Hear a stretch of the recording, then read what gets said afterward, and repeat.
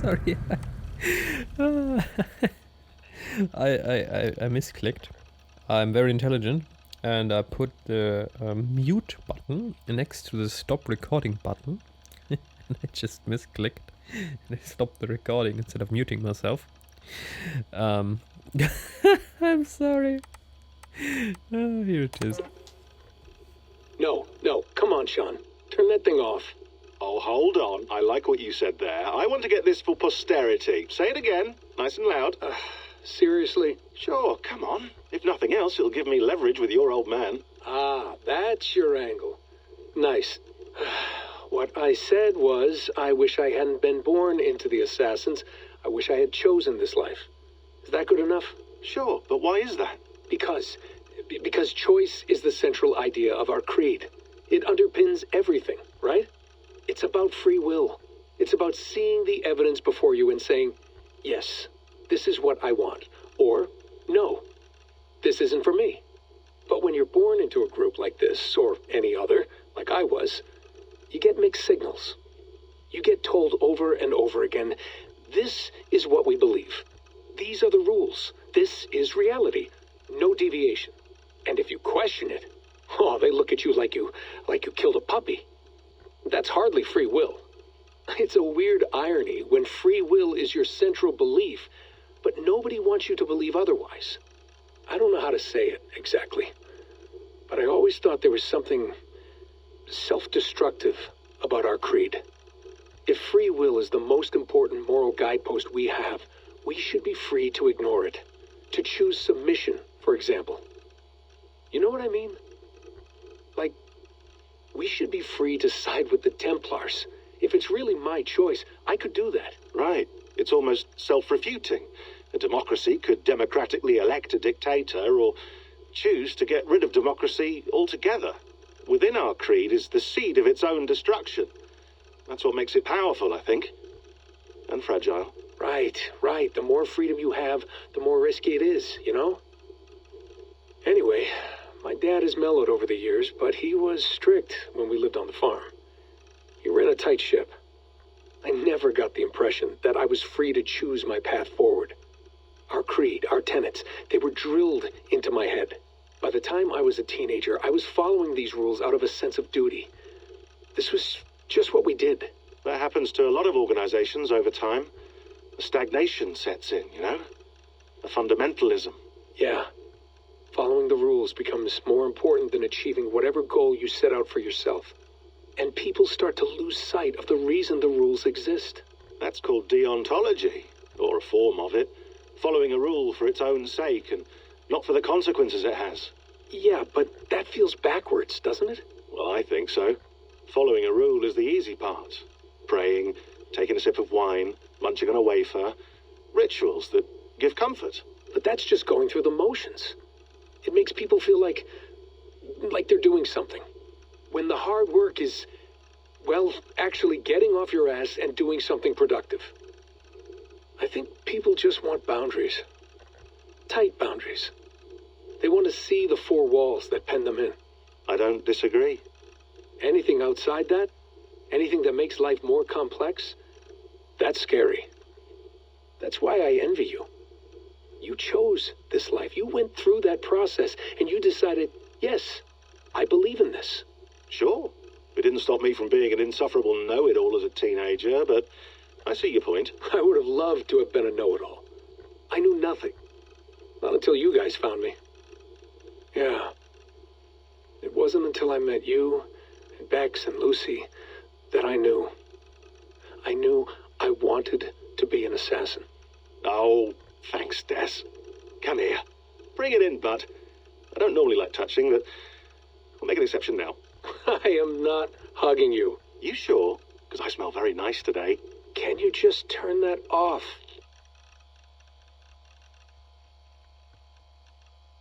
It's a very interesting topic of conversation, free will, and people sometimes demand, that's correct, that their will, that their thoughts, that their ideals or motives are paramount and should not be questioned. It's something modern medias often do. Some perspectives are demanded, and if you do not agree to those, they treat you like you did something wrong, even though they say you're free to think what you like, but it doesn't, well, cohere to what we think, you got a problem. So, audio recording dated December 19th, 2012. But there is a second Desmond recording.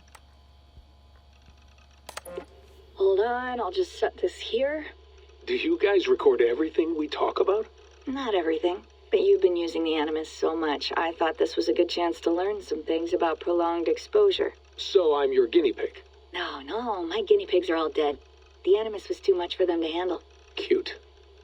Can I ask you about the bleeding effect? Any recent flashes? Any memories resurfacing? Yeah, the usual things. Ghost images of Altair and Ezio a few times a day.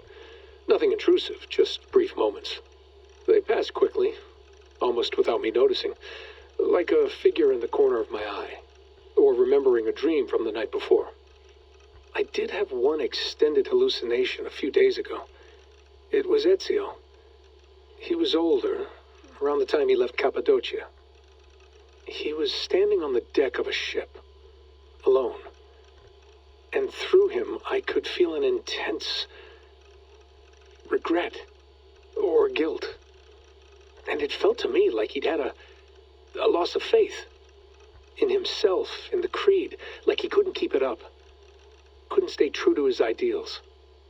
And as I watched him, I thought, is this the moment he decided he was done being an assassin? It felt like it. Anyway, most of my visions have been brief, lasting just a few seconds. They're like complete memories of small moments that appear suddenly out of nowhere, fully formed. It's a strange feeling. Okay, anything else? I'm starting to see Connor now, too. Though I hear his voice more often than I see him. I'm sure that will change. Oh, yeah, and yesterday, just before bed, I had a memory of being on a beach in the Caribbean with a bunch of sailors. Or maybe they were pirates. I don't know. No idea. Huh, we'll look into that. And how do you feel in general? In general? Well, I feel older, for one. Much older. And it's strangely comforting. I'm collecting the memories and skills and thoughts of so many people. I feel like I've lived a few hundred years or more. Is it possible that if I do this for too long, it'll push my own memories aside? That I'll be everyone but myself after a while? It's possible. That's called identity substitution. It's happened before, but it's rare. And someone with your background shouldn't need to worry. My background? You mean someone with my genes? My abilities? You have Isu DNA, and that lets you see things and do things and withstand traumas that other people can't. And I can suffer in ways that others can't. That's not something to be proud of. You mean the apple? Yeah. It has a pull, Bex. It tugs at my brain. It talks to me. Teases me. Drives me mad. And what I did to Lucy... God damn it. Nothing is worth the damage I did. The pain I caused. I know. But you're special. That's the point. I'm not special, Bex. I'm lucky. That's all. I understand. We're assassins. It's our creed that makes us different, not our genes, not our blood. Anyone can join us. That's true. But let's leave that aside for a second. What I want to know is, have you ever had any Isu memories resurface? Isu memories? I don't think so. I can't even begin to imagine what that would feel like. I think you'd know if you did. Maybe one day. We might be able to induce something. Jesus, let's fix the world first, okay? Before we start digging up my ancient ancestors. Deal. With my luck, I'll be related to some third-rate Isu like Sisyphus or something. Way to aim high, buddy. Hey, you gotta.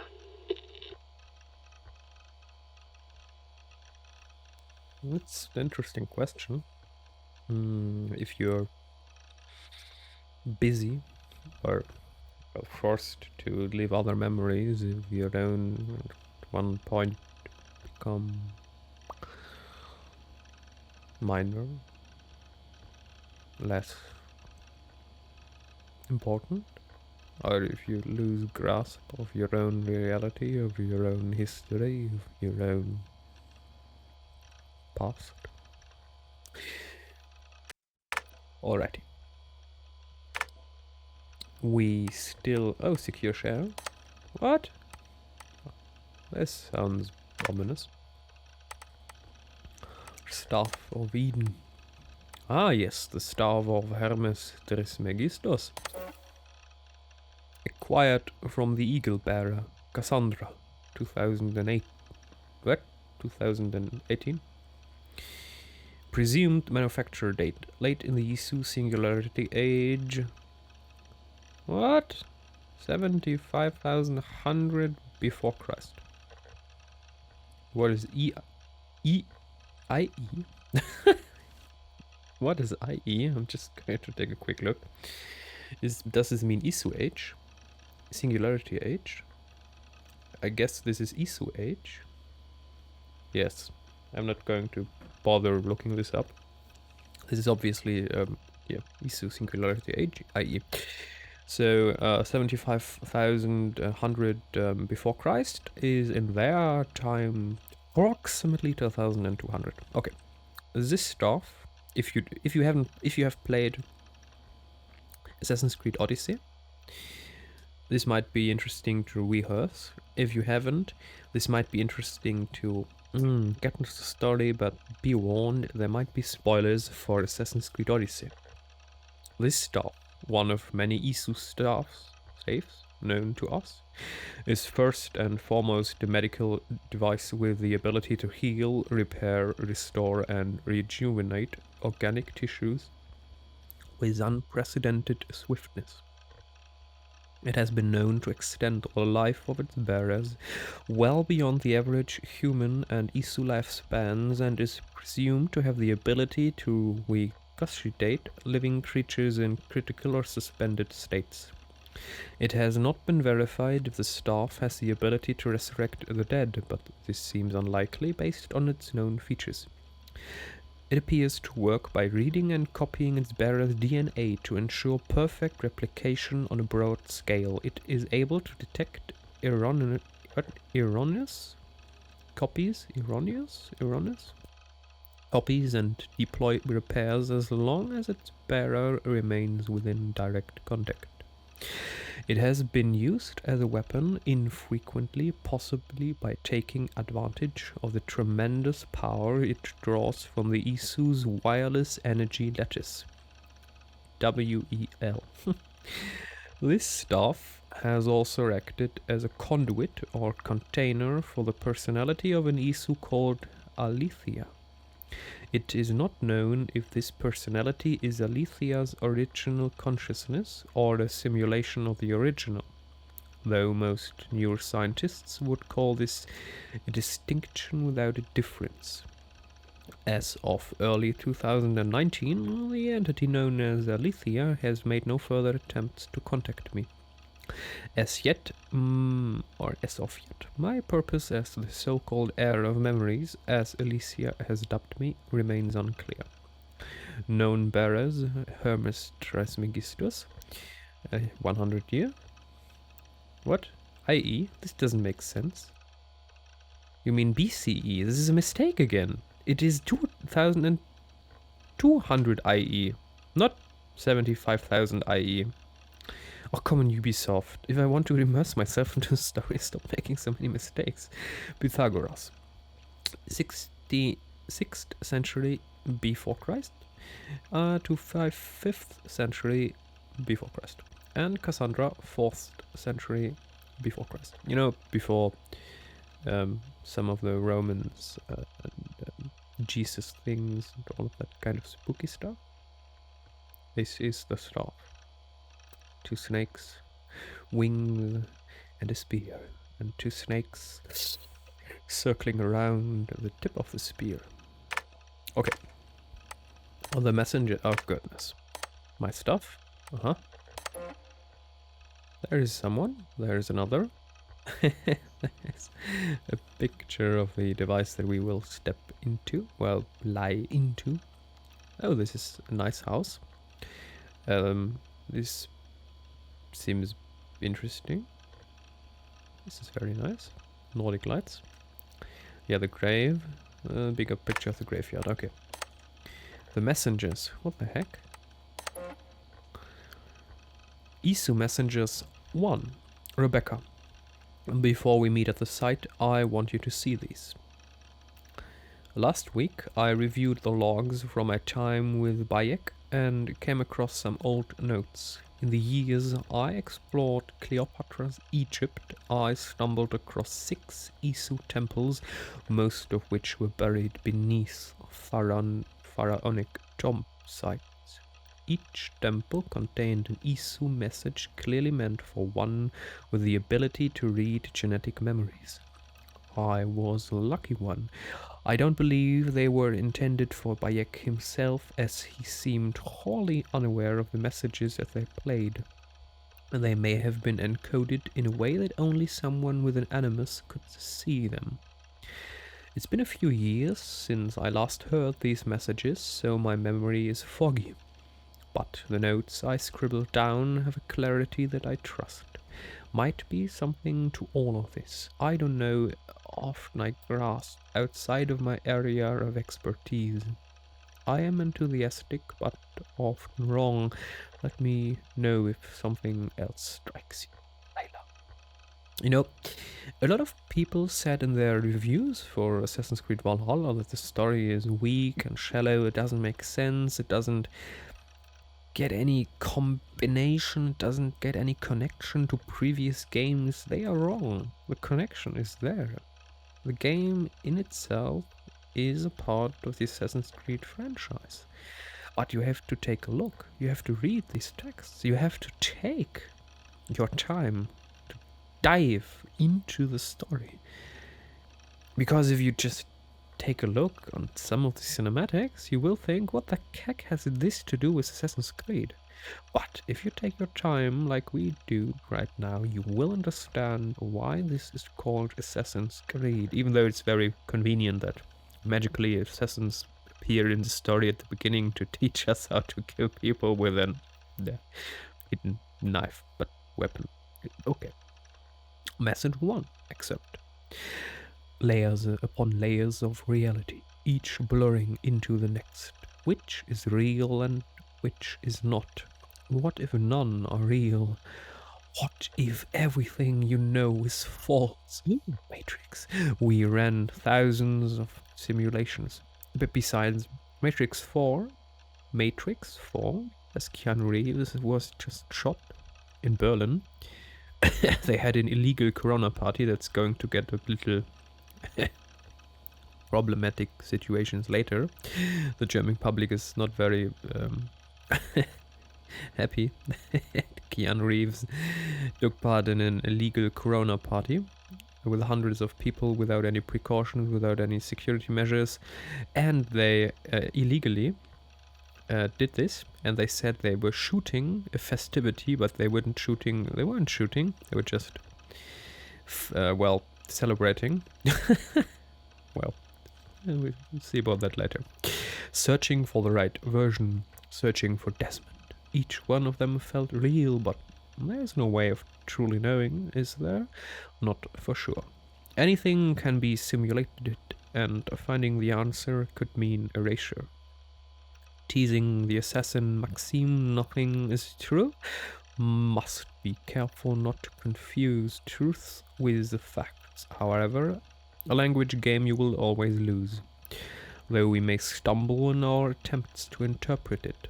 The world, the universe, reality, what have you, it is always cut out there, I believe it, simulated or not. We could imagine a dozen nested simulations, and each one on the level of itself would constitute a full reality. Wolfram via Conway suggests the universe is a giant cellular automata. And further, there is a point where the difference between simulated and real is meaningless. If the universe were a simulation, what would it matter? The simulation qua simulation itself would be real, and therefore everything within it would be real within the confines of the simulation. Say a scientist were able to simulate pain by inducing only a few neurons to fire, no physical harm. I am in pain, the subject says. No. You only believe you are, says the scientist. This is meaningless, as is this. You thought you were in pain, but you were mistaken. It's an interesting concept, an interesting question. Pain cannot be measured. Pain is not physical size. We can't write down 45 levels of pain from 1,000 scale. Pain is very subjective. Pain, in a sense, isn't real at all. Pain is just a signal of a part of receptors on your body telling your brain there is damage, there is something wrong, take a look. I repeat, pain is just receptors at your body telling your brain there's something wrong, take a look. So theoretically, if we were to find a way to ignore these on a brain level, we could, well, stop pain at all. But the problem is, if something hurts, it usually is a good sign to take a look because there is something wrong. And if we just, with a push of a button, end pain, you will not notice if your knee hurts, then you will not go to a doctor. And then maybe arthritis will, I don't know, cripple you after 3 years. So pain is good because it tells you, dude, there's something wrong, take a look. Anyway, see you next time. We hadn't had no crash yet. Crash, buggy crash. That's very nice.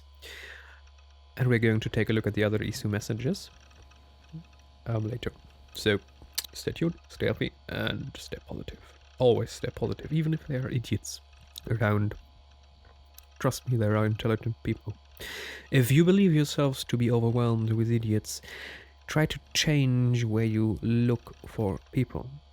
Go into a library, go to university. Look, okay, we have Corona. Go onto internet platforms. Intelligent people. Go into platforms where people discuss things of interest. Things that the usual mind does not bother himself with. There are intelligent people, but they usually do not like to meddle too much with those who enjoy themselves with, well, the easy stuff. There are people out there, but you got it. I'm sorry. Until next time.